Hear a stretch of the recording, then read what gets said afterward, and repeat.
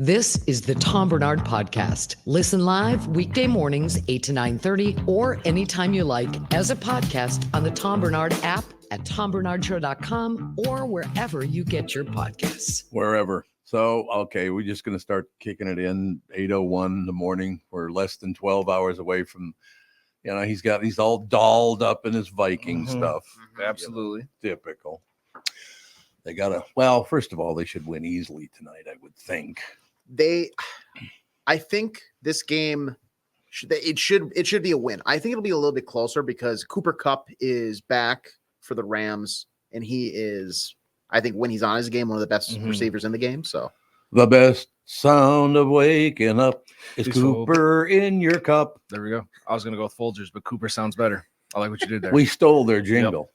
That's exactly what we did. Is Folgers still a thing? Like, he should definitely have some sort of endorsement. I feel like it has to be, right? I would think. Like they were like the McDonald's of like coffee. I feel like they were everywhere. Canned coffee. Yes, sorry. Yeah. No, yes. I think that's. Yeah, that I should have specified. Yeah, does anybody drink that anymore? I don't think so.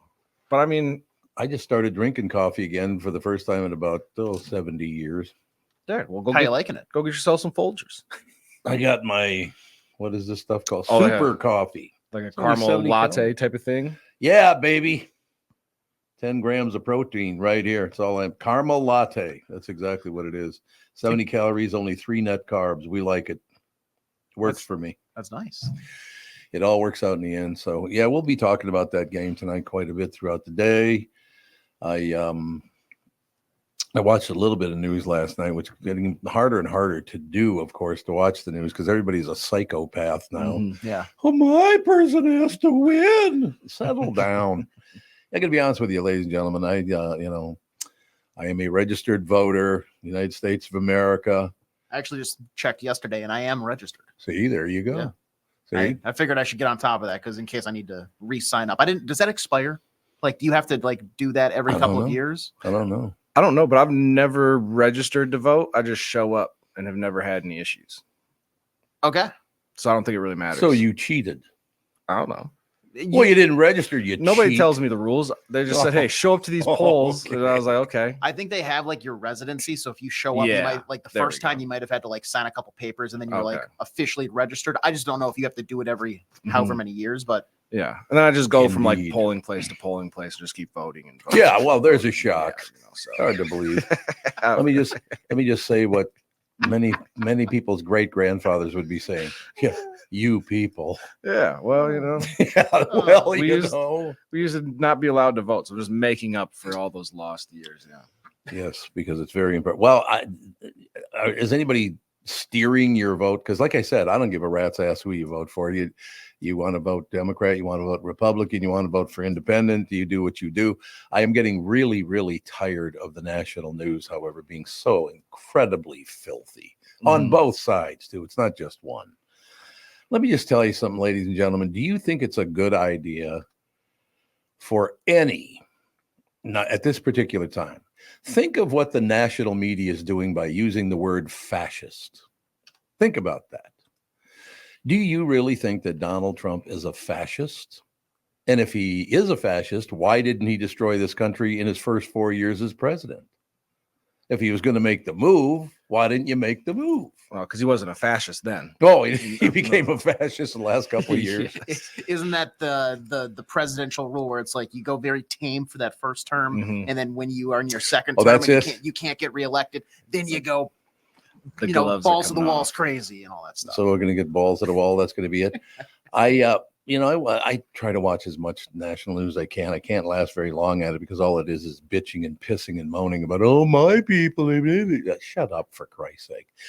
What this to me is, and this is just to me, I'm not telling you what you should believe or what you should think or what are the rest of it. It is very obvious to me why that. And look, again, I don't care. I'll live through whoever gets elected president. I have before, and I'll do it again.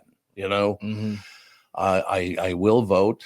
I'm not going to tell anybody who I'm voting for because none of your goddamn business. But other than that, here's what how can people not see what one side is doing right now? Do you think it's a coincidence that Jewish voters are leaving one side to go to the other side in droves because of the way they're being treated in America, all the rest of it. Do you think it's any coincidence that, they're all going over to vote for him? Well, man, we better call him a fascist because, fascists killed all the Jews. This is all about the Jewish vote. To me, it's very obvious why they're doing this, to try to scare Jews away from voting for one side or the other. Yeah. And It's I think true. it's all, I think no matter what group of people you're targeting, there's always like, it's all these black men that are voting for such and such, or it's Right, all these, right. Asian people that are voting for whoever. So yeah, they always try to group everybody together. And They do. Go, well, Yep. I'm black, I'm Asian. Should I be voting for this person too? I didn't know you were Asian. Yeah, well, for the sake of this argument. Just for the sake of the argument. Once again, could we just run an election where you don't have to completely it's bad enough that we don't teach kids how to read or do arithmetic anymore. Did you see this latest article now? This is really sad.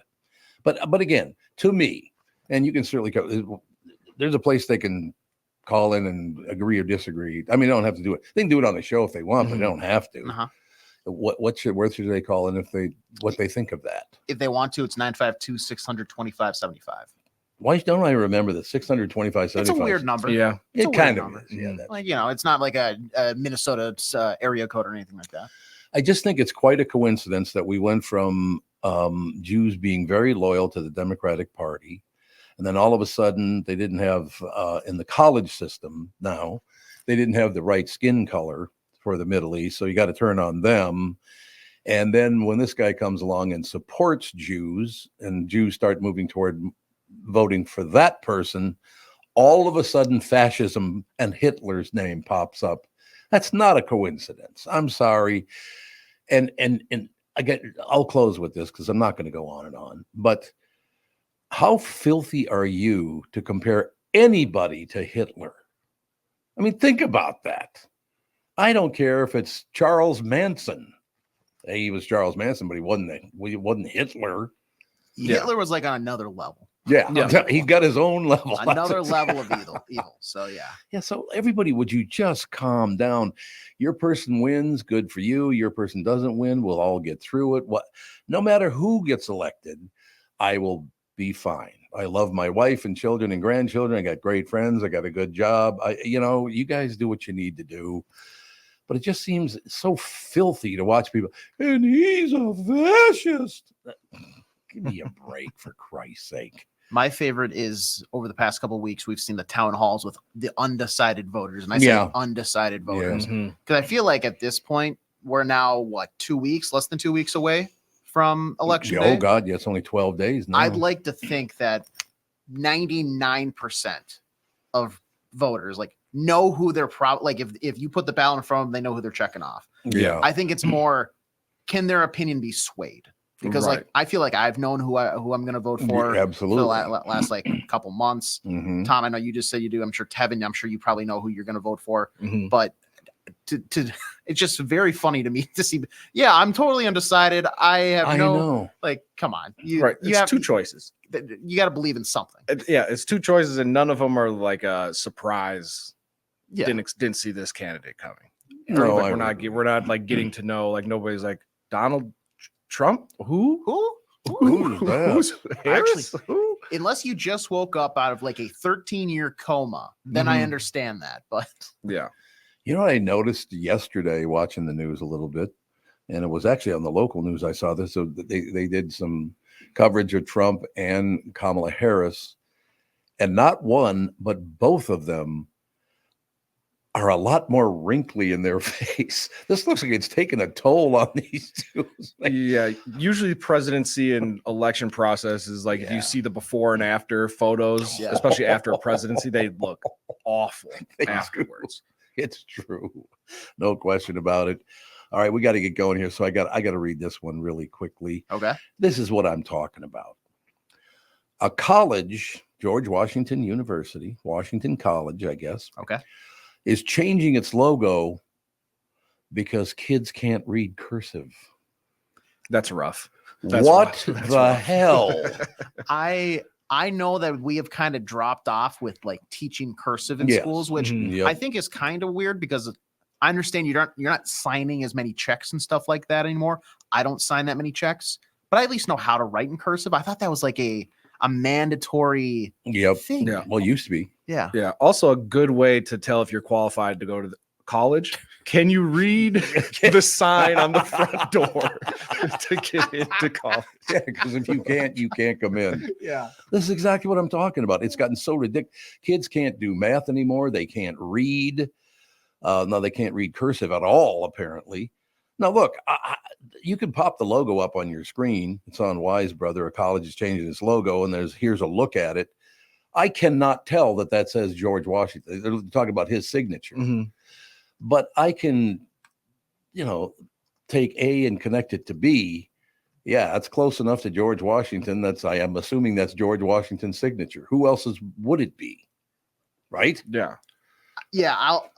It's not easy to read. I might agree with the kids here. But Exactly. It's tough to read. That being said, yep. If it is the, like you're saying, Tom, if that's the exact like replica of George Washington, you can't change it. No. Yeah. Like but if it's named after him, I feel like you got to keep it. Yeah. It looks like it's just a G Washington. Yeah. As the signature, but you I can think still, so, yeah. you can still tell. It's not easy, but you could tell. Washington College in Maryland is old, and we know this because it's whining about young people not being taught cursive. Whining? Nobody's whining, but shouldn't you learn how to read cursive? That'd be good. Now, look, I can't write cursive worth crap. You've seen my signature. I don't have that. Some people have that beautiful cursive. It's like, my God, I got no shot. I get embarrassed every time. I had to go do my car lease was up, so I had to go do a new one, and a bunch of signing. Yep. I felt so embarrassed the entire time when they spin the paper around. It's like, all right, sign your name 17 times, and it's like, oh my God, I look like a. Do you do every letter? No, I usually do my first name, big F for like Frederickson, and then I do like R-E and then just like Yeah, mine's lines. Just a bunch of scribbles. It's what everybody's is now. Mine's a bunch of scribbles, no question about it. Washington College recently announced they're going to change their logo, which incorporated George Washington's signature, because kids these days aren't learning cursive and prospective students couldn't read it. That may be true, but it's worth pointing out a couple of things. One, the signature is the logo in the logo is very stylized, and it's hard to even read if you do know how to read cursive. You spent your entire childhood reading cursive. Very difficult. And two, Washington College dates back to 1782 when kids would spend all afternoon on penmanship. But the cursive logo is not that old. It only dates back to 2013 when kids would spend all afternoon on their PlayStation 4. That's kind of cold. So did they just change the font to what's Comic Sans? What's that? Comic Sans. It's like a standard. If you go into Word and type any document, it's probably going to be in Comic Sans or like Times New Roman. It's it's an easy to read font. Yep. Oh, that's it. Okay, that works. So that's the deal. Okay. Oh, now we can click on the new look. I'm checking it. Yes, it's really hard to read because it's printed out and it doesn't say anything about George Washington. Yeah. I thought, so they're not going to bring up George Washington at George Washington College? I'm sure they got statues of him all over the place. I mean, he's on the $1 bill. Right, they're getting from all the students want? anyway, so no big deal. He called me. He's very pissed off that he didn't get to the 5 or 10 by now. I'm still on the 1, Tom. Damn it. That was back when I was drinking. Does that have anything to do with it? Maybe. Getting a call from George Washington. Yeah. It might have something to do with it. You sure it wasn't just any guy named George Washington? I grew up with a few George Washingtons, so that works out. No question about it. We shall take a break. Be right back, ladies. But like I said, it just learn how to read, for Christ's sake. Why wouldn't you want to educate yourself? Because they're leaving you so far behind in this. Educate yourself. Otherwise, you're very vulnerable. You dumbass. And your mom and dad told me to call you a dumbass. That's why I did. There we go. Ladies and gentlemen, right back in a couple of minutes. I was going to say, speaking of dumbasses, but I couldn't do it to him. I couldn't do it to him. He's my buddy. South Dakota is one of the most business-friendly states in the country, and there is no better place to settle down and take advantage of those incentives than in Sioux Falls. As the state's largest city with a metro population over 290,000, Sioux Falls has low business costs with a high quality of life. There's no state, corporate, or personal income tax, no inheritance tax, and no limits to what your business can achieve. Sioux Falls, South Dakota was recently ranked the #1 best small city for business and careers by Forbes, the #2 best state business tax climate by the Tax Foundation, and the #5 top state for e-commerce by Nexus.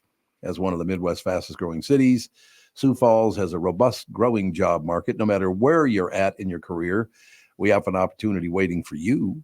Our city's tax-friendly climate and strong workforce don't go unrecognized. Forbes named Sioux Falls one of the top small cities for business and careers in each of the last 15 years, as a matter of fact. In 2020, Sioux Falls was ranked as the #4 best city for young professionals.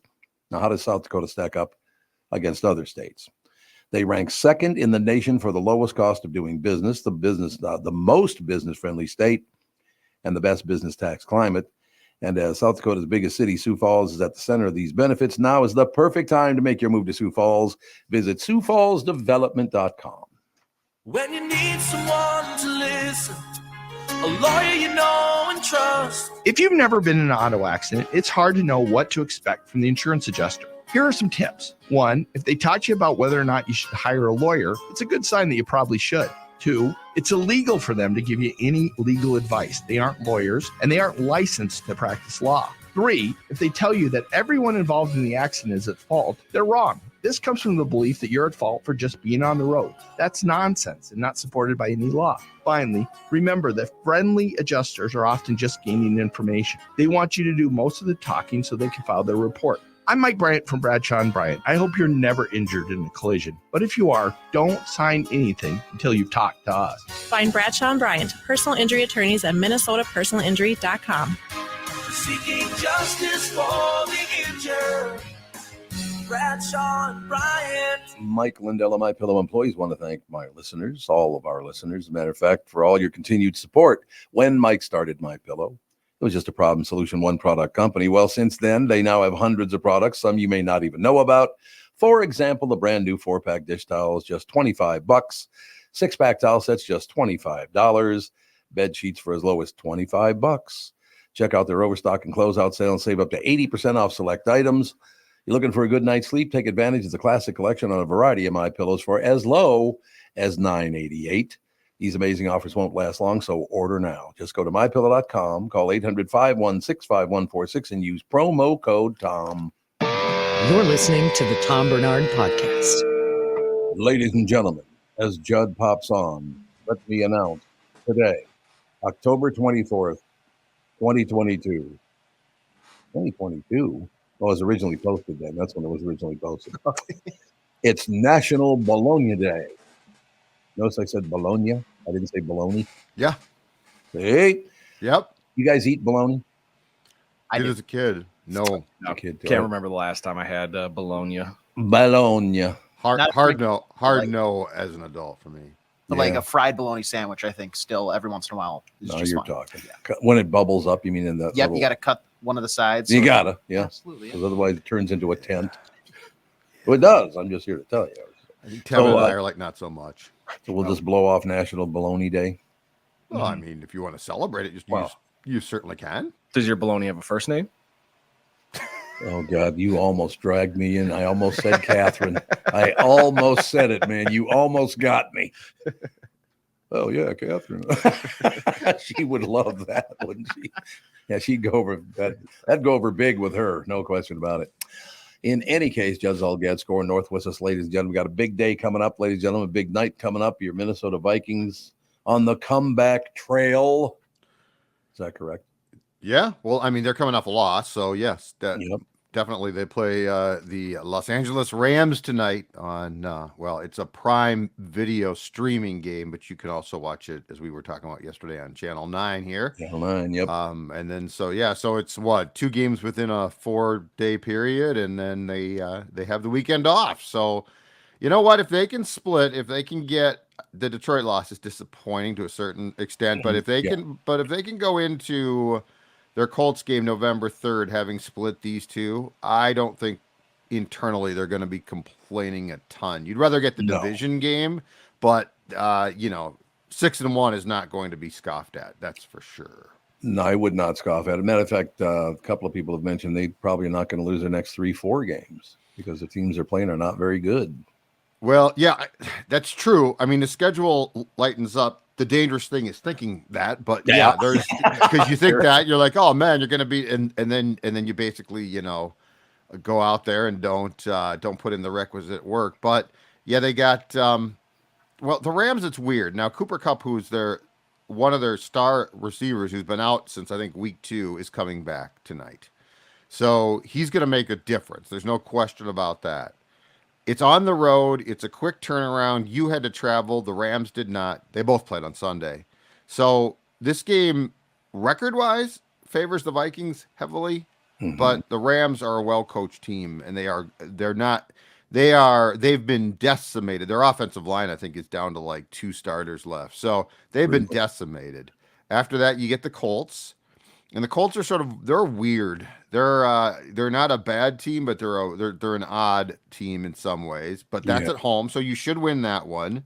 And then you start a 3-game road trip with games at Jacksonville, which has been a dumpster fire, right? And Tennessee. So yeah, I mean theoretically, these next 4 games, if you just looked at them and look at the records, are very gettable.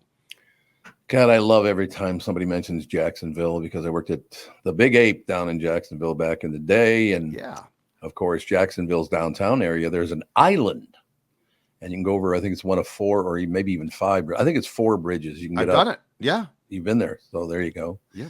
So I moved to Jacksonville. Don't know anyone in the entire city. So I got to find something to do. So I look and see the Jacksonville Theater is showing, I think it was one of the, what the hell was his name? Who's a black private dick that's a sex machine to all the chicks? Oh, Shaft. There it is. Yep. Yeah, Shaft. That's Shaft. Damn right. I love that. So I get there a little late and I get my ticket and all the rest of it. I go in and I'm watching the movie and the movie's over and the lights come on and I am the only honky in the theater, right? And I don't care about that. In North Minneapolis, I grew up, all the rest of it. Right. But as I'm going out, this very large black man in America today comes over. He goes, "Hey, man, you're new to town, huh?" And I said, "Yeah, how'd you know that?" He goes, "Because you're here." And he suggested maybe I shouldn't come back there. That's what he suggested to me. I thought it was, I was like at the Empress Theater on Broadway in North Minneapolis. What the hell? Yeah. I was going to say, I thought he'd be welcoming. I thought he'd be like, "Oh, this is great." Well, he was just kidding around. He was very nice, actually. Yeah, no, he had to throw in that little thread at the end, and which he was not serious, but he thought it was very. Actually, he did welcome me to the place when he came up to me. Nice, so that was very nice. So did you live in Jacksonville or out by the ocean? No, I did not live out by the ocean. I lived by the radio station because this was one of those jobs. I took this, and you got to understand something. I was like 22 or 23 years old. I think it was 22. Mm-hmm. I get this job, WAPE in Jacksonville, Florida. With the job came an apartment and a car. When the hell's the last time that happened? Whoa. By the way, it was a Monte Carlo, too. It was a really cool car. Wait, so you applied for, or they called you? They called me and asked me if I wanted the job. Okay, but when does the conversation of we'll give you a car to drive and an apartment to live in for free? Yeah, when is that broached? Because I'd be like, oh, okay, cool, yeah, for sure. It was their idea. I didn't ask them for it. They just said, "Oh yeah, this job comes with the car and an apartment." I'm like, what the hell? Not bad, man. No, but that's so, what's funny though is this business, and by this I mean this, radio, television, especially probably newspapers, 70s, 80s, into the 90s at some point. Yep. It was just, there was so much money going around. You could go wherever you wanted to travel. I remember the travel budget in the sports department at the Star Tribune. Oh yeah, people were on the road constantly, and I don't think they paid for anything. They don't pay for meals. They obviously didn't pay for lodging because the paper paid. I think the youth who works in the business now would just marvel at how money was thrown around back then. Let me throw this by you too. And would this have ever happened in Minnesota? Because maybe it has, and I just didn't know about it. But right down about a block away from my apartment, there was a Jiffy Mart. right? A little, Yep. 7-Eleven Mhm. kind of store. So I go into the Jiffy Mart and I pick out whatever I want, and I walk up to the counter. And at the counter, there was a guy pointing a huge gun at you, a picture of a guy pointing a huge gun at you. And it said, "Don't even think about it." Like, No, okay. that is so Florida right there. That is very Florida. You're out. Don't That even is think Florida in about a nutshell. That is perfect. Because you know what? I could see that today. Oh, yeah. Oh, absolutely. I'm like, where the hell am I? Honest to God. Yeah, I'm from Minnesota. That's a great one. I love that. I could totally see that. Don't even think about it. Sorry, I wasn't thinking about it. Yeah. I'm just getting I'm not even carrying. I'm getting some M&Ms, man. That's all I'm doing here. I'm good. Oh, God. It was a different experience living. I actually really liked living there. Did you? Okay. I did. I had a girlfriend down there. She was very sweet. And then one day, this is a true story too. One day I wake up and she's not around. Mhm. And so I go, okay, well, I'll just go downstairs. At the bottom of the stairs is my suitcase. I got the hint right away that apparently her name was Leela. Okay. Apparently Leela and I weren't together anymore. I didn't know it, but I found out that morning with my suitcase being at the bottom of the stairs. So was she home, or had she gone to work and just left? No, she was still home. Okay. And of course, I said, "What is this all about?" And she started crying and all that. And it was a very, very tough day. She actually took me to the airport. She wanted me out of town that badly. So is this the end of the job in Jacksonville for you? Oh yeah, the whole deal was just like, oh, what the hell? I'll just go home, no question. What happened to the apartment and the car? I have no idea. I have no clue what happened to any of that stuff. It was just, when you look at it, I've had a bizarre life and career. There's no question about that. It's just odd. I just wonder how the station got their stuff back, at least the car back. She probably took the keys. You know what? I bet you might be right. They probably, because she was a saleswoman at the radio station. Oh, okay. So she probably was told, "Hey, get the car keys." Well, was this how the station decided to fire you, through the means of your girlfriend? Maybe. There's a possibility. Oh, God. And the last bit of this, I didn't fight back too much on breaking up with Leela. Yeah. Because she had an older brother that was one tough son of a bitch, man. I'll tell you.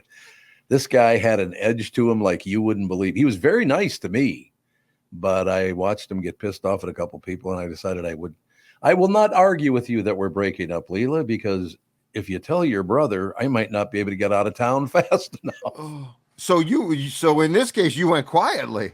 I did. I went very quietly. No question about that. I was a good boy the whole time. Oh, God, that's a great story. Do you guys ever work in any smaller markets? I did some time when I was in college in St. Cloud. Oh, in St. Cloud, yeah, that makes it's sense. Central Minnesota radio, yeah. KCLD, getting it said for. Is that where you worked? No, I was in that cluster that was Leighton Broadcasting. Oh, So, yeah, sure. like Wild Wake Up, Their Country, KCLD was in that kind of grouping too. Oh, KNSI. yeah. Bob's a good friend of mine. Do you like working for Bob? I never met him personally, but really, I Let's call him right now. Where the hell were you? Right, you didn't say hi to AJ. Say hi to where the hell you never met him. He runs a tight ship up there. I like it. Oh, he does. He does Yeah, it was a fun time. Yep, Bob's a good guy, no question. All right, so and we're not avoiding talking about the Viking game. I just don't want to, set them on the bad path or anything like that. You know what I mean? Oh, I got you. Yep. So we got the Vikings. So it's a busy night too, as you alluded to, because we've got the Wild and Tampa Bay Lightning, and I think it's 6:00, and then at 9 or 9:30 we've got the Wolves and Sacramento. And the good news about the Wolves is they cannot play worse than they did 2 nights ago. That is very true. So it can only go up from here. See, that's the thing, is you bottom out expectations on opening night, and now it's only going to go up from here. Okay, we'll do it that way. That sounds good to me. If it's only going to go up from here, I'm good to go. Yep, exactly. See, I'm painting a positive picture. It's a rosy picture. I have no idea if I'm right or not, but it's a very rosy picture. Yeah, but it's all you ever do is develop, our lives in a much more positive manner. For Mr. us. Positive. I am Mr. Affirmation. All right. Anything else happening? No, that's about it. That's about it. Well, So- we like it. We got all the business in from Jacksonville, Florida to Minneapolis, St. Paul. It's all covered.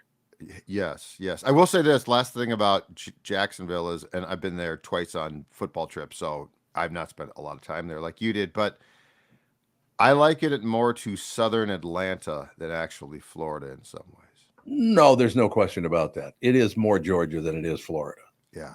There's no doubt about it. As a matter of fact, when I was there, it was 1975 or 76, one of those two. I don't remember which, but there were 3 different beaches on the ocean. And if you know what I mean by 3 different beaches, it was, skin color might have come into it. Oh, wow. Okay. It's not just then there was, of course, the 2 honky beaches, but one of them was the tough guy, kind of Leonard Skinner type of guys. Yeah. It was a hell of a place to live. We drove through there last year. I didn't get to stop anywhere. And of course, I didn't recognize any of the St. John's River and all that stuff. Right. Hell of a place. That's all I'm saying. Oh, absolutely. And well, in 1975, it must have been such a small town too. Oh yeah, it was not very big. Yeah, because But I was welcome to town and then told never to come back on that. Again, your suitcase was put at the bottom of a staircase. As soon as the sun goes down, do not come back over that bridge. Yeah. Well, okay. I think you've done just fine. So it all worked out in the end. I was gonna say, I think you fared okay. So, all right, Pally. We will talk guys. to you again next week. Okay, sounds good. Talk to you on Tuesday. Ladies and gentlemen, Judd Zulgad, SKOR North. I say it and I said it before. I'll say it again. Hell of a guy to work with, don't you think? Oh, absolutely. He always brings his A game. He really does. Yeah, he's all right. He's okay. He's okay. I've worked with worse. Is that what You guys get a smaller sample size of Judd than I do on a daily basis. Oh, well, that's probably true. You remember, I know it's true. But, no, he's great. I really enjoy working with him. We shall take a break. Talk about another superstar of broadcasting. Chris Egert will join us. What's that look? Well, there's a controversy. Oh, there is that I want to bring to Chris Egert's attention because I think he'll be very worked up about this potentially. Oh, I like it. Did the airport get bumped down to spot number 2? Did you see the same article that I saw? Oh, I just took a guess. Uh-oh. I don't know anything about this. You guys pipe down. I don't know anything about it. We'll save it for after the break. I was busy looking at people bitching at each other about their politics. That's what I was doing. We'll take a break. Be right back in a couple of minutes. We're going to find out what this is all about right after this. Owner Tim Bloom and his staff at EcoFun Motorsports in Forest Lake and Burnsville specialize in quality, affordable scooters, mopeds, youth ATVs, motorcycles, electric bikes, ATVs, go-karts, and side-by-sides for the Twin Cities area. EcoFun Motorsports offers premier brands such as Benelli, Lance, Kawasaki, Moto Guzzi, Scootstar, Yamaha, Vanderhall, Vespa, and Wildside, among many, many others. You're already looking for early holiday deals to take advantage of? Visit EcoFun Motorsports, the premier outdoor recreation playground in the Twin Cities, and take advantage of their unbelievable Yamaha electric bike sale going on now through November 4th. Owner Tim Bloom says this is the biggest deal he has ever been a part of in his 17 years in the motorsports business. These are high-quality Yamaha designed and built bikes that need to get sold ASAP. Buy the Yamaha CrossScore RC electric bike, ideal for bike trails, sidewalks, and roads. MSRP is $29.99, but it's currently on sale for $1,199 plus freight, setup, and tax. Buy a full suspension off-road Yamaha YDX Moro electric mountain bike.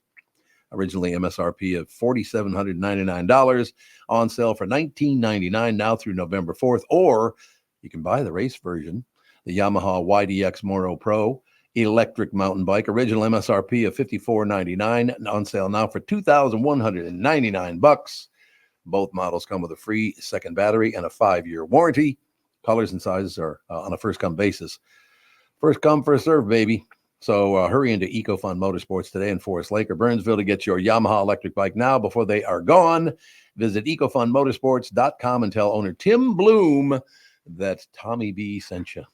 The past several years have been the craziest in the history of the car business. The pandemic, supply chain, and ship issues all causing extreme inventory shortages that led to, well, predatory pricing. Some dealers charge thousands of dollars over MSRP. We never played that game. I'm Jim Paul of Valley Buick GMC. We knew that would leave a bad taste in a customer's mouth. More importantly, from an integrity standpoint, it was just wrong. So what about the current market? You know, inventory and pricing. Valley has their best inventory in years. Really all the Buick and GMC models. Even the previously hard-to-find Yukons, HD pickups, and Hummer EVs. Plenty of deep discounts. Many with factory rebates and low-interest financing. Then it's a good time to buy? It's a great time. We're welcoming our previous customers back, as well as anyone else that felt the treatment just didn't feel right the last time somewhere else. Valley Buick GMC in Apple Valley and Hastings or valleycardealers.com. Car buying without the bad aftertaste.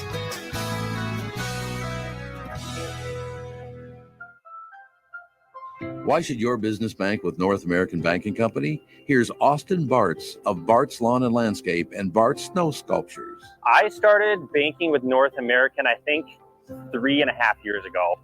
All the people know me by name. I know them by name. It's fun to come into the bank and actually talk to somebody you know. So I made the switch and I'm very happy. It's the best bank I've ever been at. So why not bank where I bank? With my friends at North American Banking Company. To learn more about North American Banking Company, go to nabankco.com. That's nabankco.com, or do what I do and stop by any one of their 6 Twin Cities locations. Member FDIC, equal housing lender. This is the Tom Barnard Podcast. We are back, ladies and gentlemen, with Chris Egert, Channel 5's finest, if you ask me. And we have a controversy, Chris. What's up? So according to, let me double check here, Forbes Travel Guide. Wait, was it actually about the New York City's LaGuardia Airport has been named the best in the 50 states. I saw that. Well, I think that particular ranking is based on luxury for whatever reason. I think it's like a luxury ranking. Okay. So not actually quality of use. So we're still here in Minnesota the best.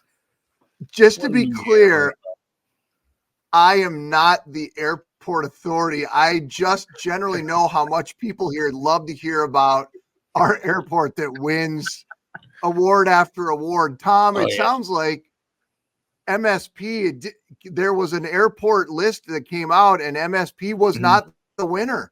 No, Forbes. Really? Yeah, Forbes said thanks to an $8 billion renovation, the LaGuardia Airport is now the best. Oh, gee, New York won. How'd that ever happen? It is a great airport, though. I do like LaGuardia. I guess, I know they're doing when are they not doing renovation out at MSP, but I think they are in the middle of redoing a bunch of the concourses out there. So maybe we'll get back up there again. I don't know, but this is very jarring news, Tevin. I had not really looked into this all that much. I think those renovations that are out there at MSP are a direct response to this article coming out. So we're already trying to get back. It was probably true. Channel 5's Chris Egert, brought to you by Mr. Money Talk, Josh Arnold. Call Josh today for your free 48-minute evaluation at 952-925-5608. So we are learning that we took the pipe at the airport.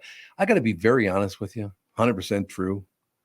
I give a rat's ass if the airport is the number one airport in the world. Who cares? I don't know. It's so weird to me, the like pride that we take in our airport.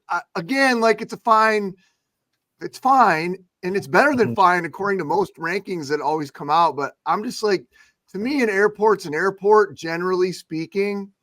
Yeah. Although I did fly out of a rather, what would be the right way to say this without being offensive? less than ideal. A lower raggedy, busted less up. amenities airport. Flew out of gosh dang it, it's gonna bug me now. Richmond, Virginia. This spring, and there was like one gate that had one restaurant and bar there, and like that was it. That was it. And having flown in out of Omaha airport with some regularity back in the day when we were going back there where my wife's family lived, we'd fly into there a little bit more. I guess when you compare it to those kinds of airports where there's like 3 places to go and eat and one place to get a drink or whatever, it's different. But I sort of feel like when you get to a certain scale of city, like the airports are all kind of the same, but yeah. Like I've flown out of the Fargo airport, and that's like you walk in through like a metal detector, and then there's a folding table and 3 chairs, and you just sit there until your plane shows up. But yeah, it's like any small city, they're all like, one terminal, and then once you get to a big city, they're all the same. Right. Some taken care of, some not. Is that what you're saying? Yeah, I mean, kind of, yeah. I mean, when you've got 5 flights going out every day versus the amount of volume that we, that's just makes sense, I guess. It's all true. No question about it. So good. We've got an airport. Glad to Did hear you it. find your magic pill to take yesterday, Tommy, to make all the political noise get blocked out of your head? No, as a matter of fact, I wake up this morning and I check in on both of them, and they're, of course, and I know they're doing it to try to frighten the Jews back into their party and all the rest of it. But this whole fascism thing is the most disgusting thing I've ever seen in my. How dare you compare anybody to what Adolf Hitler did? I don't care if they're left, right, middle, whatever. You can't just throw that out there like, oh, it's another Hitler. No, it's not. So that was one of his. Who was it? One of his former. John. Was it his somebody. chief of staff or? Yeah. Okay. He fired. Said that Trump had said in confidence that he admired Hitler's commanders because they, followed him no matter what. Trump's denying this, by the way, denying ever saying anything like that. And question. Yeah, as he should. I don't think he'd admit to saying it. Well, but I would think that'd be a pretty ballsy move. Yeah. I got a question for you. If he's Hitler, why didn't he Hitler it up in his first 4 years? He had 4 years to take this country down and make it fascist. Why didn't he do it then? Yeah, it's yeah, baby. And well, listen, I think you definitely can question like when these things come out, right? Like, oh, it's on both sides. Less than 2 weeks to the look at this.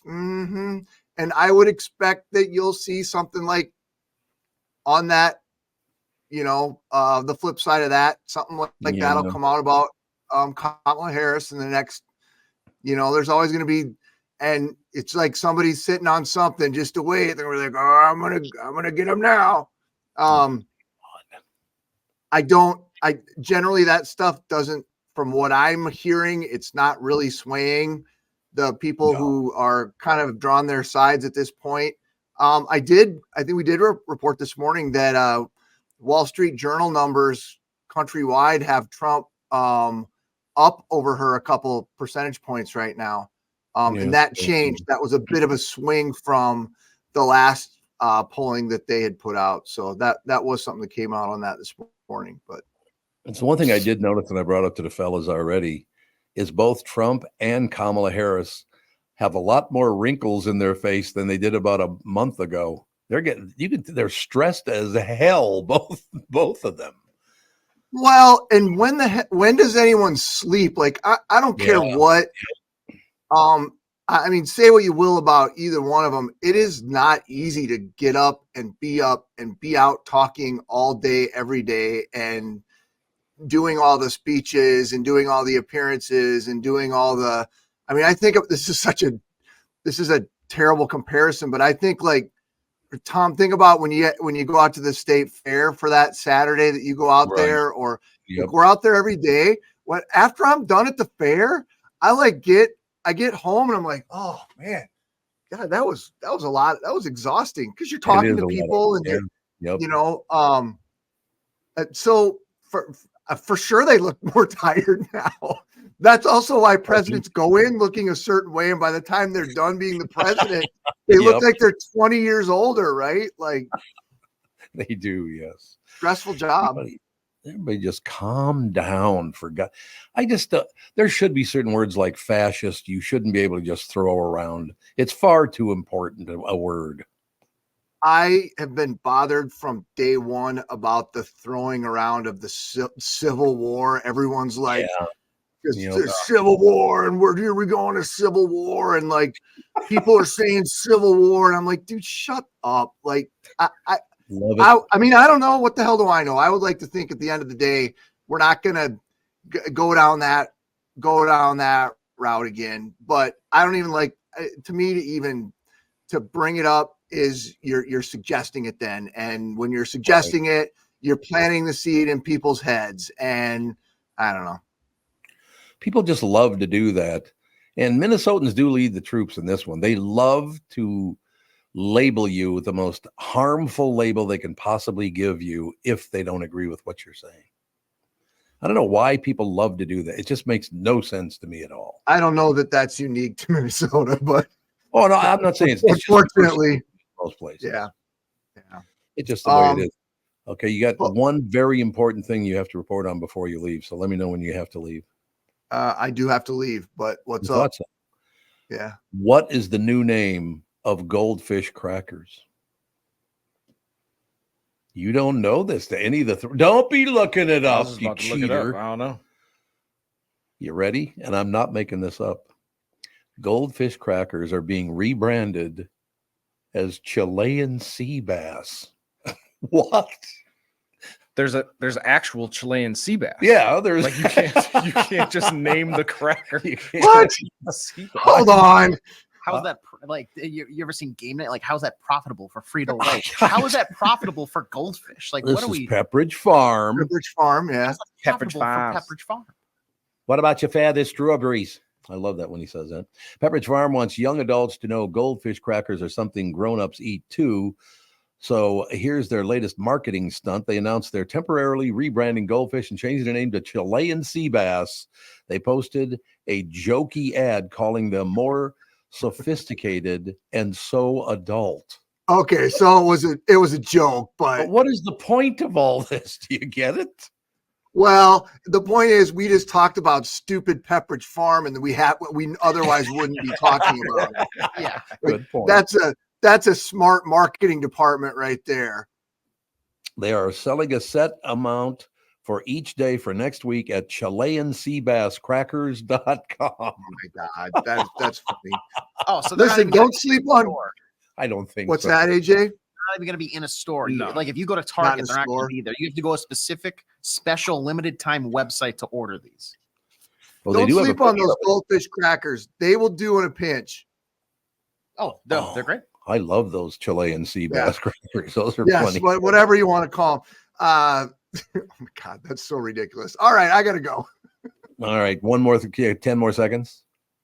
Whose idea was it on the Goldfish crackers to put the Goldfish cracker on the front with sunglasses on top of his head?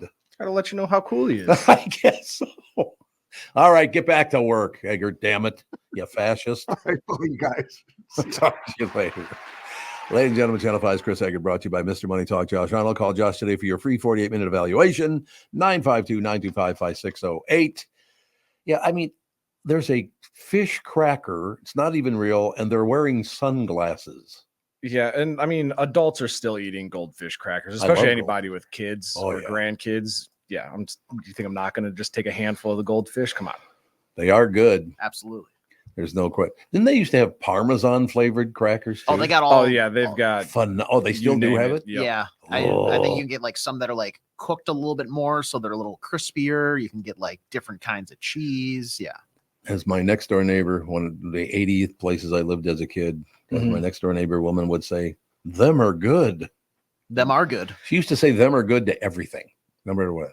Hey, Tom, those are nice shoes. Them are good shoes you got on. Them are good. Like, okay, well, it works for me.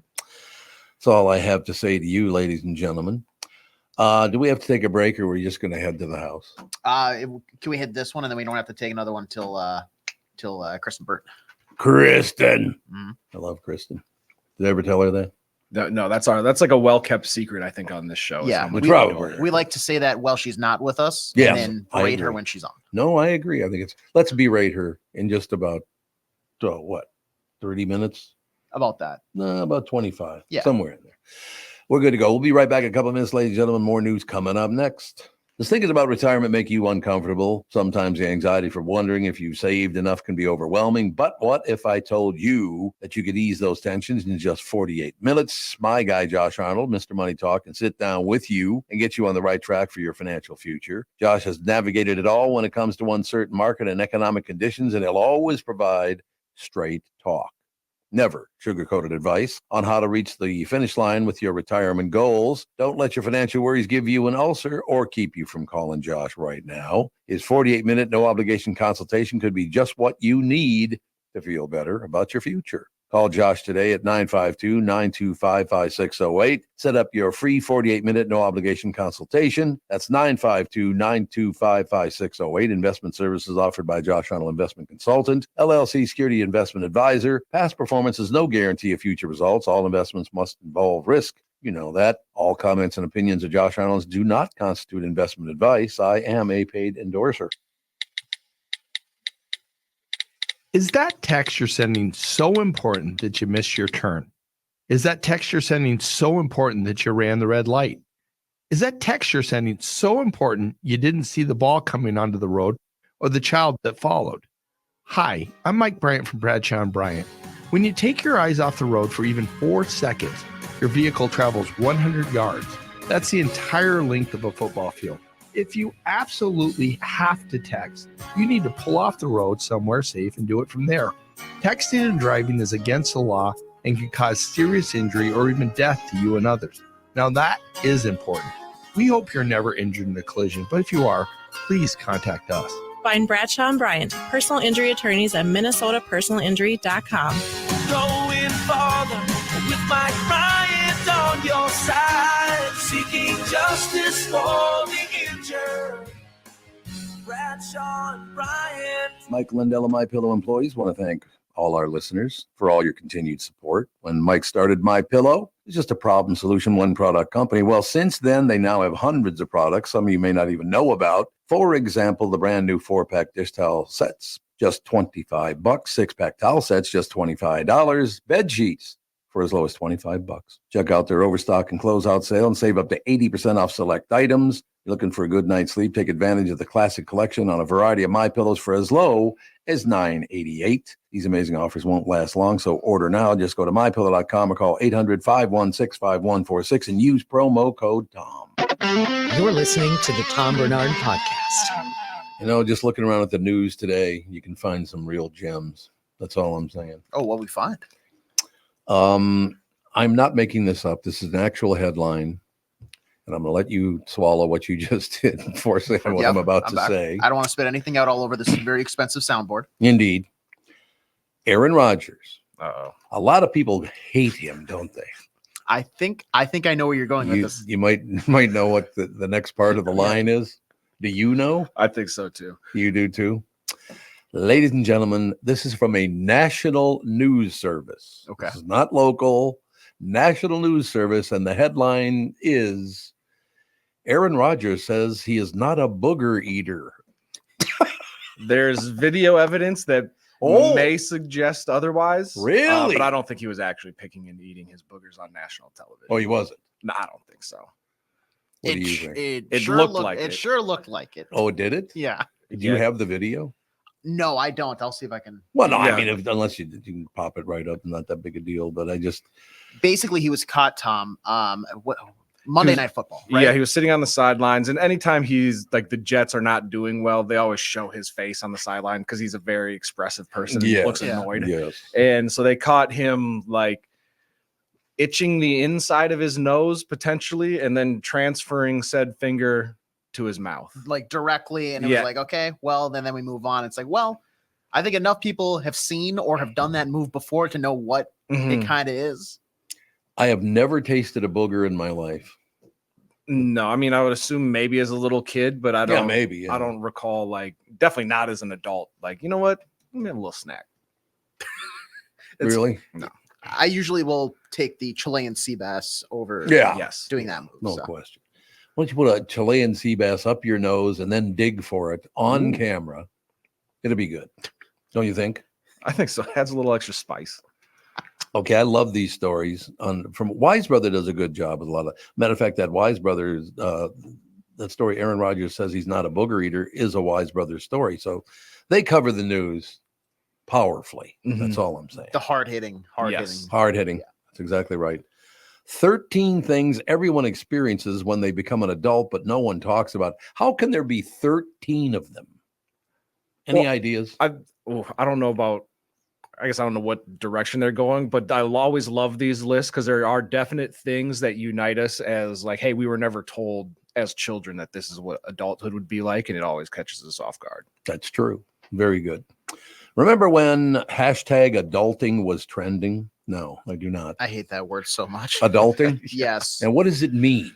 It basically, it's like, it's like a performative version of being an adult. Like, look at me adulting, loading this dishwasher. Yeah. What are you doing this weekend? Oh, I'm going to do my taxes. Oh, you're doing some classic good old adulting there. Right. Like, Oh, yeah, I agree. It's a terrible verb, in my opinion. It's bad. You're right. Remember when #adulting was trending, where our 20-something struggled to come to terms with the fact that they needed to do their taxes or wash their underwear? That's kind of cool. I'm adulting because I'm washing my underwear. Okay. I usually just like flip it inside out. Yeah, that'll do. Only if it smells. And then you can reverse it and get even more life out of it. So. Jesus. Boy, can you imagine the skid marks? Ladies and gentlemen, this is a little more fun. People online are talking about the things that basically every single person on earth experiences when they become an adult, but no one ever talks about. Well, let's see if this is true. Let's see if you guys agree with these things. Okay, you ready? Yeah. When you're 20, 15 people could turn up at your house at any moment. When you're 30, it literally takes 2 months of planning to see a friend. Yeah, that is true. I disagree with that because I feel like, Do your friends have kids? One does. Yeah, once they all start having kids, then it's hey different. guys, what are you guys doing next year in July? Yeah. He's had a kid for a couple months, and I guess I haven't thought about it that way. With single with no or like friends that don't have kids, definitely easier, but I can understand if you're 30 and everybody has kids, a lot of planning probably needs to be in place. I didn't notice that until basically about 5, 6, 7 years ago, that I don't see my friends hardly at all anymore. Yeah, because you've gotten to the point now where it's this, that, or the other thing. I mean, it's just a different. Well, I don't play golf anywhere near as much. I haven't played golf in like 7 years. I played a couple of rounds, but when I was playing golf, I used to see my friends all the time. And now that I don't play golf much anymore, I should probably start again. Do you think? Could be a good way. Yeah, maybe not a full 18, just a nice casual 9. 9's good. Hang out at the clubhouse. Number 12, when you're a little kid, all adults seem like they're the same age. And when you're an adult, it seems like little kids are all the same age. Yes, I would agree with that. You're constantly toggling between pardon me. Yeah, You're constantly toggling between wondering if it's too late to drink coffee and if it's too early to drink alcohol. No, never worried about that my entire drinking life. I have a cutoff for coffee for me. Like noon, oh, you do? Noon is like I'm not going to have anymore. But I know, like at the Hubbard office, I see people that are brewing coffee into like 3 o'clock, 4 o'clock in the afternoon. Oh, like, yeah. How are you going to operate the rest of the day? Can they sleep? They must find a way somehow. Well, I would think so. Number 10, chores are not done entirely in one session. So it's like washing 30 minutes, drying 60 minutes, putting away 7 to 10 business days. No, I am not that kind of person. Wash them and put them back in the cupboard. Yeah. Or I think for laundry, there's definite, like, you have to dry it right afterwards. Otherwise, our clothes are all going to get musty. But putting away, that might take a couple days. Really? Oh, yeah. I'm not trying to fold all that laundry. You know, that's because I had 4 brothers probably. If I just left my stuff laying around, I'd never see it again. Yeah. If I didn't have a girlfriend, I would just leave my clothes in the hamper after they were clean and just wear them out the hamper. Yeah. Ladies and gentlemen, this is again, people online are talking about things that basically every single person on earth experiences when they become an adult, and no one ever talks about these things. Number 9, I might do this more than 96 times a day. There's a possibility. You whisper, "What the F" to yourself 96 times a day. That's 1,000%. 1,000. If we were betting on that, I'm hitting the over every Yeah. single time. Oh, yes. Like, oh, yeah. Especially the more I'm in public, the more I say it, because you just see some wild stuff when you're out and about. No I think I had about 20 on the drive in today. What? How do you come in? You come in on 94? 694 to 100. 694. Oh, 694 to 100. That makes sense. Yeah. Yeah, there you go. But yeah, it's just like, a lot of traffic. It just, people just same reason why you're going to do it out in public. You just see somebody do something stupid. It's like, what the F are you doing? Yeah, it's true. Adulthood is mostly you going, well, I hope this is how it works, and I'll keep doing it till someone yells at me. So far, I don't do any of these things. Am I just missing? I absolutely do that one. No, do you that one? Yeah, like sometimes you do something and you get like people are busy. You get a little to no instruction. Mm-hmm. If you do it once, the first time, and nobody brings up, hey, it was a catastrophic failure. Okay, I must have done it right. I must have completed the task correctly. Right. And then I'm just going to keep doing it again. Even though I maybe don't fully understand it, I'm going to keep doing it. And then eventually somebody, if it's wrong, hey, they'll let me know. Mm-hmm. Okay, this next one, if you do this, stay away from me because you really have some mental problems. Mm-hmm. You have a favorite go-to stovetop burner. A favorite burner? I wouldn't say it's my favorite, but I always, if I'm cooking one thing, it's always on the front left one. Ooh. Because the handle, you don't want to put the handle over another burner. No, you don't. So That's it's true. And I'm right-handed, so I always mix stuff with my right hand, so the handle goes off to the left, so I always use the front left. There you go. So you are a loser. Yes, but I can cook the hell out of some food. For the record, you're correct though. It's a front left. Yes. Front left. Front left. It's probably in front left for everybody, isn't it? Yeah, and I would assume if you're left-handed, it's probably the front right. You know what it is for me?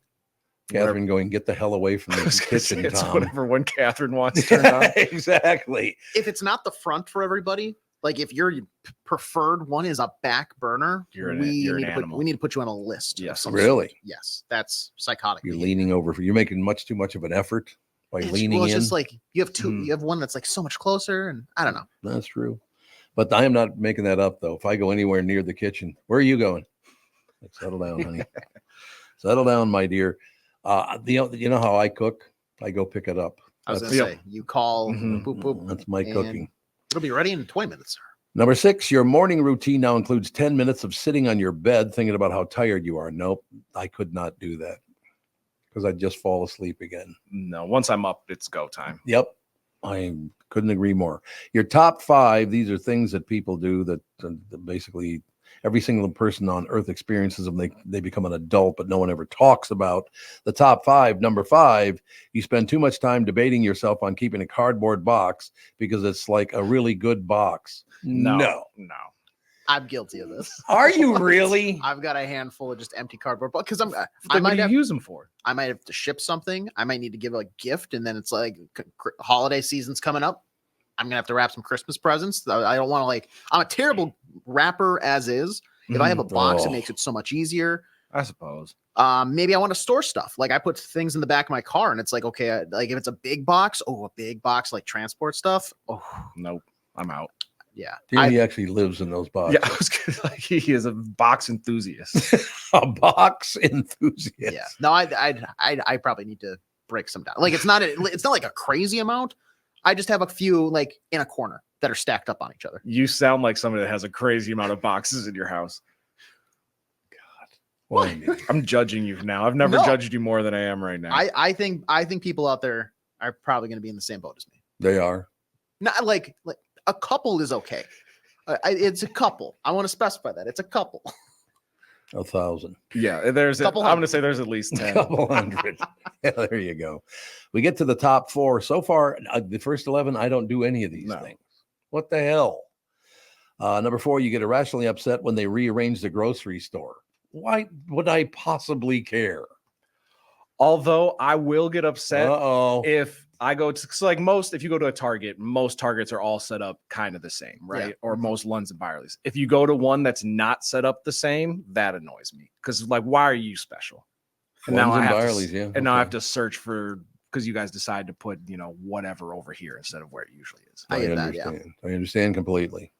Number 3, the kitchen always needs to be cleaned. It doesn't matter if you get a takeout or if you're gone all day, you'll be cleaning the kitchen. Excuse me. No, once again, I don't get near the kitchen, so no.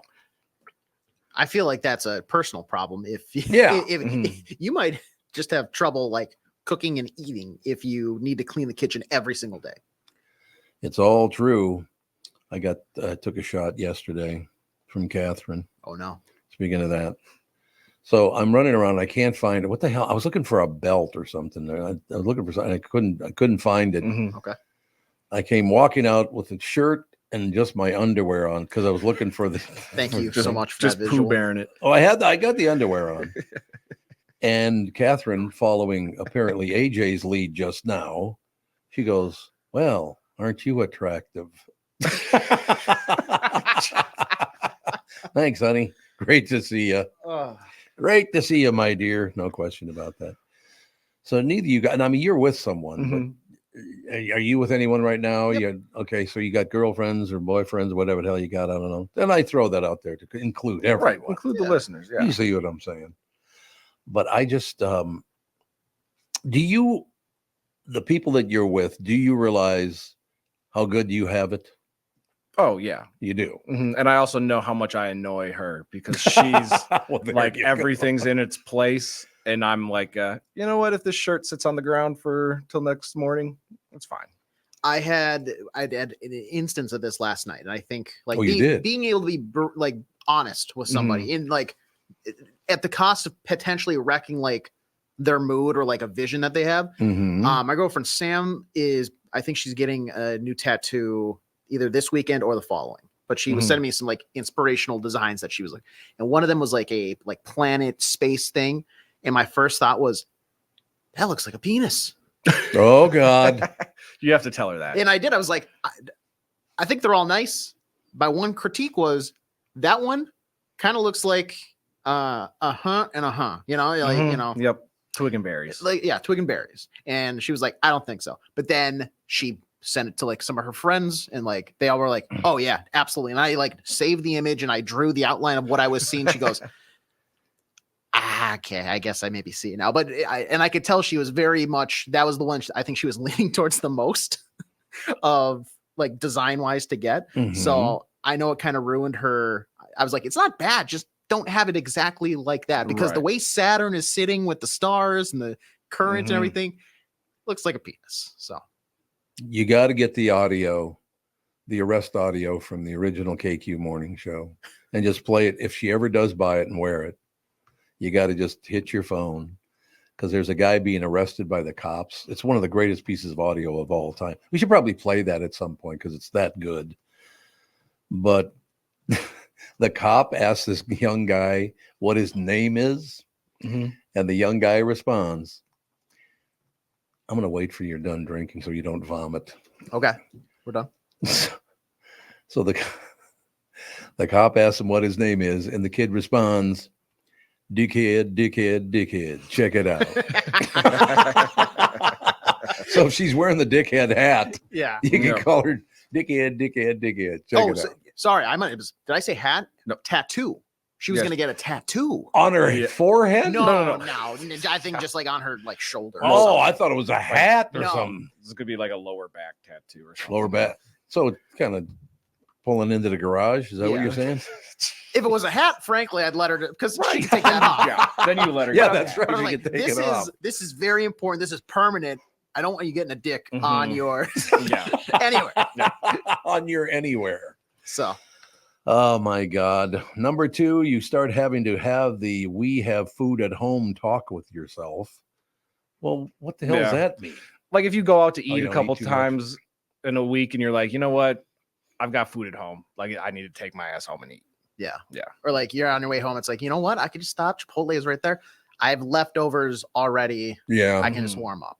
So how about the fact, oh God, leftovers. I just left. You ever been to Dracula's over in Dracula's? It looks like Dracula, but it's a real name. It's Drkula. No, I haven't been there. It's over just off not just off 494, but it's Invergrove Heights. Invergrove Heights. Yep. It got a bowling alley. They got a pool. They got tennis courts. I mean, not tennis courts, but the volleyball courts. They got, the bar is huge. The food is fantastic. I ordered an appetizer for my lunch yesterday.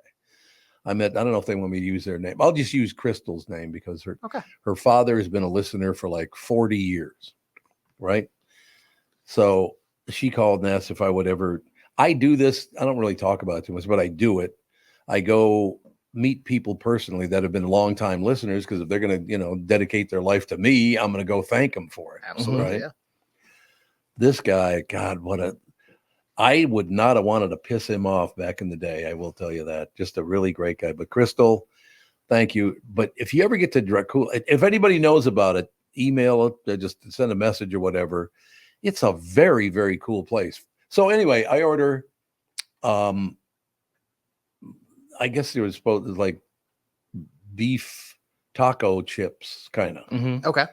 And it's an appetizer. You see the size of the screen you're looking at? Yeah. Yep. That's how big the plate was, for Christ's sake.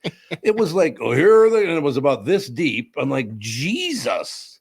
I mean, it's absolutely delicious. And then we got some chicken wings.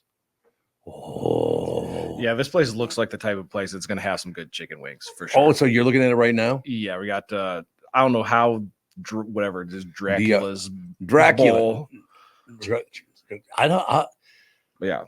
Honest to God, we're gonna have to have Crystal call in and tell us. I think it's Dracula's. I think that's how they pronounce it. But yeah, if you're into volleyball, they got volleyball leagues every day of the week. We got bowling going on. We got a party room. Phenomenal place. You could live here. Yeah, they live over there. So I told them I'd meet them over there. I mean, it's right down 494 anyway. It's not that big a deal, but I just love finding new places like that because now I want to bring my family over there, do a little bowling, eat a little dinner. Oh, I'm sure the grandkids would have a great time. Oh God, yes. Well, that's great. You looked at it. So you might head over there one of these days. Yeah, if you guys see me over at Dracula's / Dracula's / maybe it's Dr. Kula's. Dr. Kula. It could be Dr. Kula. Yeah, we're having a ball. Dr. Kula, Dr. Kula. I can write a song for him. There we go. I'll give you some baby tonight. All right. Now back to the show, ladies and gentlemen. But yeah, I'm glad you looked that up because so you're as impressed with that place as I was. Yeah, it looks like you're kind of like a typical bowling alley, but then they've got the volleyball courts and the food looks great too. So and it looks fun, doesn't it? I mean, just you walk in, it's like, ooh, there's a lot of fun going on. Yep. Once again, I don't think you want to wise off to anybody in there. Probably not the place you want to be pissing people get thrown off. out the front door. I love it. No question about it. Okay, the number one thing, ladies and gentlemen, adulting was trending. Hashtag adulting. Number one, saying I gotta be up early for work is the adult version of saying my mom said no. That's kind of cold. That's your mom deal. Blame it on your mother. Yeah. Anytime I don't want to do something, I just got to be up early tomorrow. I'm not doing it. Well, yeah, there you go. Yeah, it's a perfect spot. Like my going back to my buddy who now has a kid he's had a kid for a couple months. I'm like, you have the best excuse of all time. Cause like for me, it's like I gotta find something. Or like if it's late, I gotta be up early for work. AJ, it's a Friday. It's a Friday night. You don't. I got different work tomorrow. Oh yeah. All you gotta say is, no, hey, kid's sick, kid's tired. We gotta go home, take care of the kid. Yeah, that's like the perfect get out of jail free card for any sort of event you don't want to attend. So, I might have to hand my phone to my buddy over here. I got to make sure. Do you guys? Jeff Passold sent me something yesterday that I cannot believe is real, but it is real. So I got to go to my messages. Where the hell are you, Passois? I might be able to just figure it out, play it myself, but I'm really dim when it comes to that kind of stuff. You know what I mean? Hey, I just got 5 more messages from Donald Trump. What do you know? Guess what he wants? Dinner with you. Money. Okay. Send me some more money. Well, I already had, no, I didn't have dinner with him. I had lunch with him. I've not gotten my call yet from Joe Biden or Kamala Harris. I'm assuming it's coming any second now. That's what I'm thinking anyway. Okay, Pass, where the hell is your email? Because I got to play this for you guys. It's that cool. All right, not there. Just talk amongst yourselves. Right. I'll find it. AJ, are you a big haunted house fan? I dabble. I would say, like, I don't seek them out, but if it's a, hey, we're going to this, do you want to tag along? I will absolutely go. There's one in the UK that has been deemed the scariest one like ever. You have to sign a 2-page waiver. Okay. And the scariest haunted house leaves visitors stripped, shaved, and humiliated. No, what? Absolutely not. You have signed a waiver, and essentially that looks like one guy came out, looks like they strapped him down and tried to put makeup all over his face. These other people are coming out with like gashes on their head because they're like, essentially it's psychological torture. This guy has half his head shaved. Yeah, it's that sounds so intense. Yeah, it's called Enola. It's Enola Gay. More sure. That was a ship, Enola Gay, the Enola Gay. Yeah, sure. That's a big no for me. Yeah, no, I'm not. Big babies. I'm not trying to be stripped naked and my head shaved. I'm fine with you popping out in a mask. Yeah. Oh, I'm so scared. I don't want you touching me. I don't want you, cutting my hair. Negative. Somebody came out of it and was like, I wasn't able to form complete sentences because they were so traumatized by what happened to them. That's how you know you went too far. Yep. Okay, I'll read the first part. Pascal sent me this last night at 9:45. Okay. Mm-hmm. And, some people don't even know who this guy is anymore, which just amazes me. He sent the message. Tom told me from back in his record days when I was at Capitol Records that Ricky Nelson, you guys know who Ricky Nelson is? Maybe he was a big singer back in the day, actor. I'm thinking of Willie Nelson. No, not totally Ricky, different. Not Ricky Martin. Not Ricky Martin. Ricky life. Nelson. He kind of looks like Elvis. He does. Yes, he does. Tom told me back in the day, Ricky Nelson was the most handsome guy he ever met. Matter of fact, it was the first concert I took Catherine to when I met her.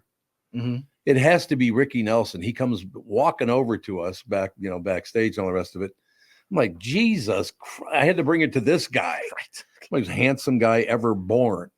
But then there's another part to this, what Pass sent me, which I had no idea. Okay, you guys know what Rodney Dangerfield's real name was? I do not tell you. I bet you it's not. Well, was it both made up? Was it? Absolutely. Both. And this probably is where he got the name. Okay. I'm thinking. Mm-hmm.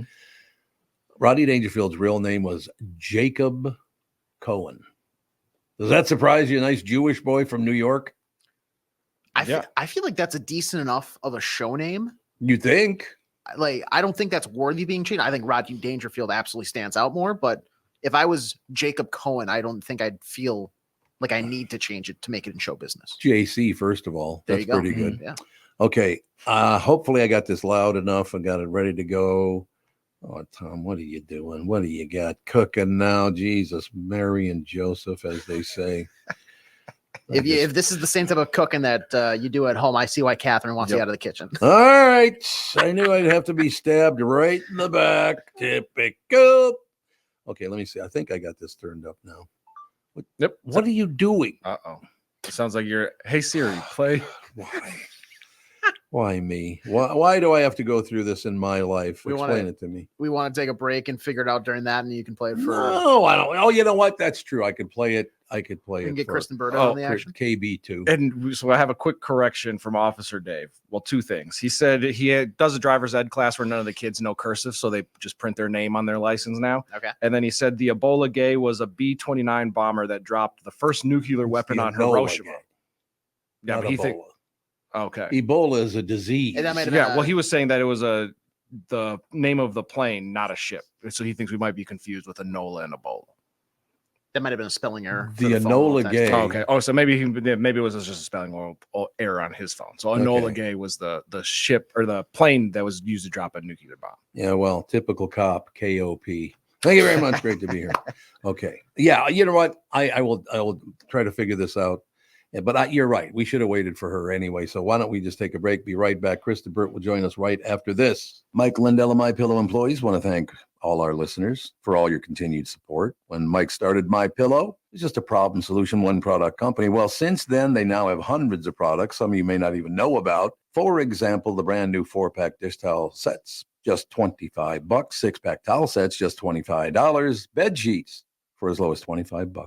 Check out their overstock and closeout sale and save up to 80% off select items. You're looking for a good night's sleep? Take advantage of the classic collection on a variety of MyPillows for as low as $9.88. These amazing offers won't last long, so order now. Just go to MyPillow.com or call 800-516-5146 and use promo code TOM. When you need someone to listen, a lawyer you know and trust. If you've never been in an auto accident, it's hard to know what to expect from the insurance adjuster. Here are some tips. 1, if they taught you about whether or not you should hire a lawyer, it's a good sign that you probably should.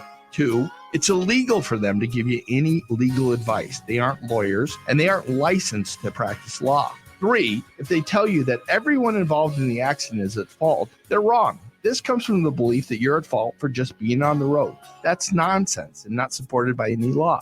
Finally, remember that friendly adjusters are often just gaining information. They want you to do most of the talking so they can file their report.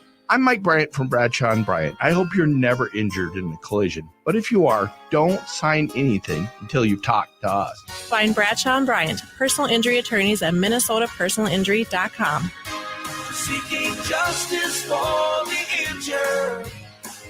Bradshaw and Bryant. I hosted my show on the radio for 40 years. Now I host the Tom Barnard podcast. And I'll tell you, I've never seen the passion and engagement from our audience as I do now. I know we also have businesses that listen to our podcast, and it got me thinking, wouldn't it be great to help those businesses grow by telling my listeners about them? So here's the deal. If you own or handle marketing for a business, would like to have my audience buy your product or service, visit TomBarnardShow.com, keyword partner, and we'll put together an ad campaign to help your business. That's TomBarnardShow.com, keyword partner, and thank you for listening.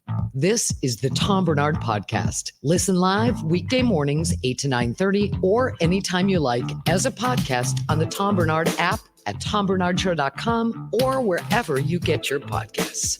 Ladies and gentlemen, Kristyn Burtt Entertainment News brought to you by North American Banking Company. Go to nabanco.com to learn more. Member FDIC, equal housing lender. Kristyn Burtt, KB2. What's Good that? morning. Yes, I was in the presence of the GOAT last night. Does anyone know who that is? Tom Brady? No. GOAT. Tom Barnard? I'm going to assume, given your background with gymnastics, I'm going to say Simone Biles was in the same vicinity as you. Oh, God. Here we go. Well, she has her Netflix docuseries, the second part, which will capture her Olympics win, premiered last night at the Egyptian Theater, and I was lucky enough to attend. I will tell you, first of all, the series is great. It's fantastic. But I finally got to go over to the newly renovated Egyptian Theater, which is owned by Netflix. Mm-hmm. And that is where they are doing all of their premieres from now on in Los Angeles. And it is a great space. It looks fabulous. I haven't been there since before the pandemic. And that theater was pretty run down. And Netflix just restored it to its glorious heyday, like back in the, like the 20s and 30s when it was a major movie theater in Hollywood. Did you walk like an Egyptian when you went in? I did not. Walk like an Egyptian. Why wouldn't I? Would be doing cartwheels. It was a gymnastics documentary. There you go. Well, yeah, she's cartwheeling down there. That would have been fun. Did you get to meet Simone Biles at all or no? I did not, because and Bill was like, did you get a photo with her? I'm like, it is impossible. She is like a rock star. Yeah. There is security around her. I mean, I feel bad for her in some ways, because I was thinking she can't go to the grocery store anymore. Like, she's at that level. Is she this tall? She is about 4'10". She's 4'10". She's 4'10". I love the picture of What her an standing athlete. next to Shaq. Yeah. That's right. Huge. That is great. And I was so excited because one of my friends is a publicist over at Netflix, and she's like, I'm switching your seat. And so she switched my ticket, and she's like, you're going to sit here.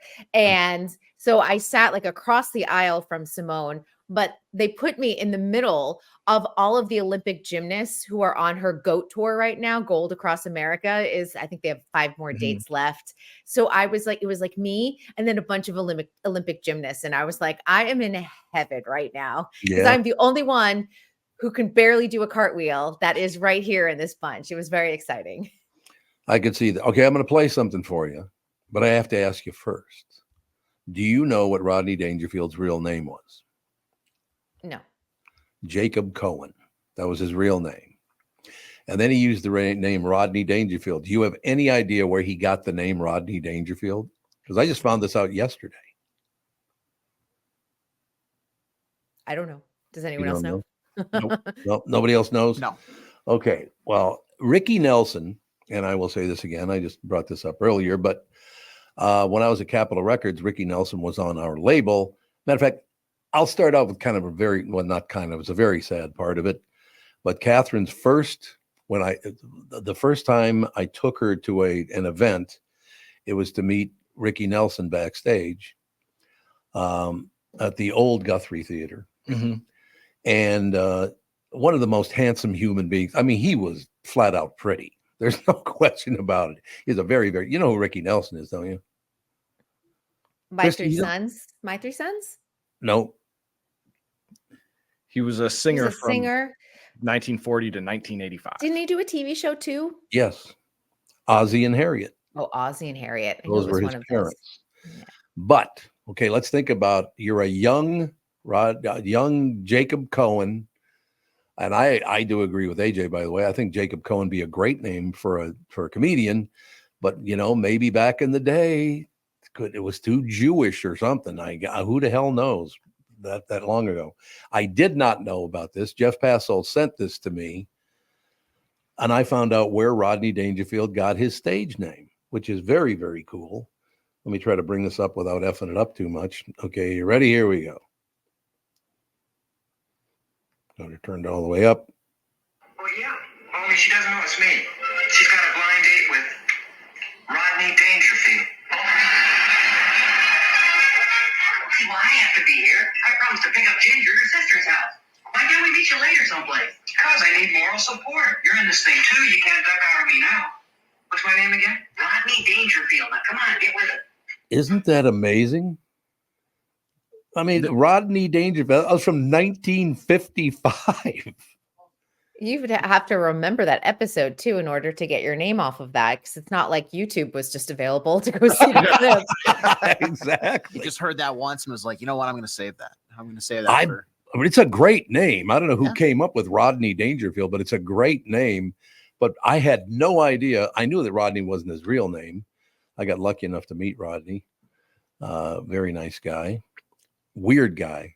Very, very weird guy. But yeah, Jacob Cohen, I suppose it was just unfortunately too Jewish back in the day for him to call himself by his real name. Nobody changes their name anymore. Not anymore. Nobody. No, you definitely you want your last name. Like if you're you definitely want that last name. Yeah, and it looks like he also went by Jack Roy. Roy. Rather yeah, than he did. Yep. Jacob Cohen when he wasn't on stage too. He so did. It's like he really didn't like his name at all. Didn't like being a nice sad. Jewish boy. That's It's all sad. true. I'm All glad that's changed in the industry, to be honest. I think No, I that's, understand. yeah. So for what's sure. happening on your end, sister? Well, I just got a message. They want to know when Simone Biles documentary is airing. So I'll just finish that little button. It premieres, part 2 premieres Friday, October 25th. So tomorrow on Netflix, you'll be able to see the second part of Simone Biles. Tell your husband to stop sending messages to you while you're on the air. No, your listeners send me messages all the time. They do all the time. I'm glad to They hear it. do. They're very proactive. I love that. So I was Glad like, to hear it. yes. They're like, when is it on? I'm like, hold on. We're listening to Rodney Dangerfield. The other big thing, and this was a Hollywood Reporter article, and this is fascinating. They're calling Los Angeles now a production graveyard. We have gone from an average of 7,000 shooting days in 2021 to 3,000 shooting days. Oh, It is now cheaper. Get ready for this. For producers to fly talent to Australia to shoot Master Chef with Gordon Ramsay than to film it in LA now. oh my God. Australia. Halfway around the world. Halfway around the world. In this Isn't that economy. in this economy. It's well, and there's a couple of issues. You've got the first issue is a lot of LA Film LA, which is all the permitting. You need a permit to shoot anywhere. All those fees have gone up astronomically. So that has created a barrier for a lot of productions. California has not kept up with all of the tax incentives of other countries or other states. And then you know, it's one of those situations where if they're not getting money back, what are you going to do? And there's one particular thing that California does, and some states do it. Other countries definitely do it. There's top of the line talent and below the line talent. Below the line talent is all of your crew members. Top of the line talent are all of your named actors. You can't, in California, you cannot get any tax incentives back on the top of the line talent. So if you're paying someone, say $10 million to do a film, there's no tax incentive on that. Other Ooh. states have started to do that, like New York. So if you can get tax incentives back on that $10 million you just paid Al Pacino, you're going to film in New York versus California because there's a reason to do that. England, no problem. You can get top of the line or below the line talent. You can get all those tax incentives. So that is discouraging people from filming in LA. And it's now less than 30% of our economy. Jeez. So do you think then California is going to have to adjust some of their, whether it's the permit costs or the tax incentives, in order to keep up and kind of retain some of that business? They're going to have to do everything. Tax incentives, they're going to have to change the permitting fees, but they're so far behind because, when it comes to legislation, you have to get Congress, your state, Senate to talk about it. And then there's discussions. And then is the governor going to sign it? So we're already so far behind, especially where you have Kentucky, New Jersey, Nevada, New Mexico, all building studios, all with tax incentives that are going to encourage Hollywood to really spread out at this point. In fact, right now, the place that is kicking everyone's butt is the UK. The UK probably will be the number one filming hub within the next couple of years. That's, luckily for you, though, on this show, you're actually in second place there, because the most expensive place to live now is in Minnesota. Oh, really? Oh, absolutely. I mean, it's a per capita deal and all the rest of it. Minnesota has more taxes and higher taxes than when you put them all together. Right. Than any other place in the United States. Well, congratulations to you guys. Yeah, gee, isn't that great news for all of us? That sounds amazing. You just took a breath. Send in $5. Then you should change your main residence to Florida then. Think I'll probably have to do that eventually. Yeah, you just all you have to do is reside like 9 months out of the year in Florida. 6 months and 3 days. 6 months? That's not bad. You can do that. Only 4 states in America does that, by the way. And Minnesota is one of them. The other, 47 or whatever the hell it is, don't give a rat's ass about it. They don't care. Only Minnesota is, boy, our love of money in this state is pretty amazing. And look, I grew up here. I was born here. I love it here, no question. But it's really expensive to live here. Yeah, I was surprised when I moved from Los Angeles to Minnesota. I thought I was going to be saving a lot of money. Yeah. And we're going back 20 years. And I was shocked my car insurance was much higher than Los Angeles, which is shocking. And I didn't think rent was that much of a price break. Honestly, I didn't, maybe I got a little bit more on amenities than maybe I got in Los Angeles, but not much. And groceries, my goodness, trying to get like fresh produce in the middle of winter in Minnesota, because I'm so used to, we've got, produce constantly being funneled from Mexico. We also have Central California growing year round. And I was like, oh my God, if I just eat another apple and banana, I'm going to die. Like I'm so used to having like strawberries year round and fresh avocados. And it was a tough adjustment food wise too. No question about it. But yeah, I don't think that people do realize that Minnesota, when you put it all together, is the most expensive place to live in the United States. Isn't that amazing? Yeah. I mean, I believe it for sure after experiencing it, a couple of years of living there. And then I got back to California. I'm like, oh my gosh, why does it feel cheaper? Because it is. Because it is cheaper. That's why. It is cheaper. Well, at least we have all that great winter weather here. So it's so pretty. It's so pretty. That was honestly the hardest adjustment for me. Was the lack of sunlight and, the gray days and the months that it extended, because I was coming from sunny California and it really took a toll on my mental health. And I was working weird hours, which did not help the situation either. So I was working a lot of overnight hours and, only awake for a little bit of sunlight, in December and January and February. I was dying. God, it's so funny because we're about 8, 9, 10 days away from the dropping back an hour, fall back or whatever it's called. I drove in this morning. I left my house at 7:00. It was so dark, I couldn't see where the hell I was going. At 7 in the morning, it was pitch black. When are you going back to Florida for your winter break? I don't know. Catherine sets the tone for all that stuff. I just go, yes, dear. Will you be there for Thanksgiving? I think so. I think that's when we are going to head down there. And I think the reason we're doing that is because about half of her family is going to be down there. So it's time this year to spend more time with her family than, well, first of all, we got the 2 kids and all the rest of it. And they got young kids, so they don't really care about Thanksgiving. Okay. I guess. I don't know. I was like, all right. Yeah, I was like, it's such a fun day of eating. It is. There's no doubt about that. And Catherine, yes, Catherine does not let me even look at the turkey before she cooks it. Get away here from it, Tom. You'll curse it. You're horrible. Yes, dear. That's all I have to say. What do you think? I love it. What else is that? Everything else good? Yeah, everything else is good.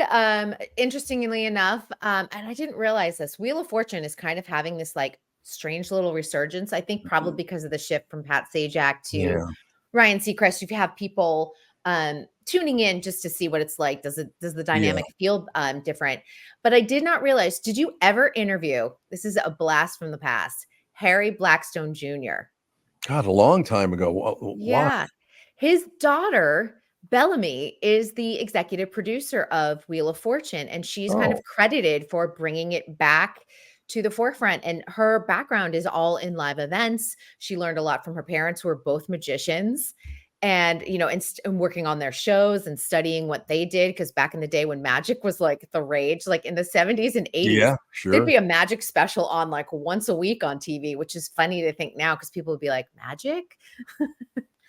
Yeah, that was fun back in the day. And then you found out about half the magicians were like hiding secret women on their private islands. And it's like, what the hell? Allegedly David Copperfield. Oh. But I always tell people, if you can ever get an invitation to the Magic Castle when you visit Los Angeles. Oh, yeah. Yep. That is such a fun night of magic. And it's a place where magic is really cool. See, it's funny you bring that up because there's a building. It used to be a Twin Cities Federal Bank. There's a building in Wayzata. I'm trying to talk people into turning into like a magic castle type of place because it's this beautiful building. It's just sitting empty. But if they did, maybe some music acts, but a lot of magic stuff, I think that place would do really, really well. Tons of parking. I mean, it's perfect for a magic castle. Or you couldn't call it the Magic Castle. I suppose it'd be the Castle of Magic. Castle of Magic, yeah, because you can't steal what they got already in Los Angeles. Or you could ask them to franchise. See if the owners want to. You know what? Not a bad plan. Yeah, I think you should do it. No, I'm telling you, you drive up to it. It's this magnificent looking building, but it also has all these towers and all that stuff. So it could be very spooky too. Yeah. I mean, the Magic Castle is haunted, the one in Hollywood. So you might as well like have two haunted places. And it's the place to go on Halloween. So now watch this. This is 54 years in radio. Okay. Speaking of magic, disappear, sister. Ah! Oh, wait, Hold on. I can still see your hand. No, you tipped over the chair. You almost. Oh, look at that. That was a you good got a move. leg. Well, you got a leg. Thank you. You got a leg. So everything else is good, though? Everything else is good. I'm headed to Television City today, do a little Young and the Restless red carpet to celebrate their 13,000th episode. What? Of what? The Young and the Restless is celebrating its 13,000th episode. Jesus, Palomino. So how many like evil twins are being resurrected for this? Yeah, I was gonna say, do they run out of storylines eventually? There's always an evil twin storyline. There's always like you die and you come back. I interviewed someone from Days of Our Lives yesterday, and it was so funny. He's like, I played Stefan, and then I died, and then I became Jack, his evil twin, and then Jack died, and I got his heart. So Stefan came back for the dead. Oh my God. Of course. Because in Salem, everything spooky happens and on Days of Our Lives. But it's just so funny. And, they roll with it because that's the way, daytime soap storylines go. Love it. All right, young lady, we will talk to you. Are you going to watch the Viking game tonight? It's on national television. No, I am not. Why not? I don't like Rams. football. It's against the Rams. What if Simone Biles was playing? If Simone Biles was playing, I'd be all over it. I mean... She is the greatest of all time. Her husband is the safety for the Bears. Yep. Jonathan Owens. Jonathan Owens. Yeah, used to play for the Packers. I love anytime he's mentioned in an article, rather than calling him Jonathan Owens, they say Simone Biles' husband. I was going to say, I wouldn't know his name. So I'm glad you said it because I just see, that's Simone Biles' husband. He caught a lot of heat. He did an interview, it was December 2023, about saying that he was the catch in the marriage. And people were like, nope, the greatest of all time is the catch. And that's where he got the nickname Simone Biles' husband. People Sir, you are a mid talent safety at best. Love it. Undrafted. He was undrafted. You went undrafted, and then you have the greatest Olympic athlete of all time. I wasn't that good. Oh, you're talking about Simone Biles. All right, KB2, we will talk to you tomorrow. See you tomorrow. Bye, guys. Thanks very much, ladies and gentlemen. Kristyn Burtt Entertainment News brought to you by North American Banking Company. Go to nabanco.com to learn more. Member FDIC, equal housing lender. Closing words, gentlemen. As always, go to YouTube and subscribe before I have to hunt you down. SKOR. And go Vikings. Yes. And go Vikings tonight. So what is 7:15 start? Yeah, somewhere in there. Channel 9, Amazon Prime. We'll get it done. See, that's what baseball needs to do. You have to have the game on in your market, like football does. Baseball doesn't do that, which pisses me off to no end.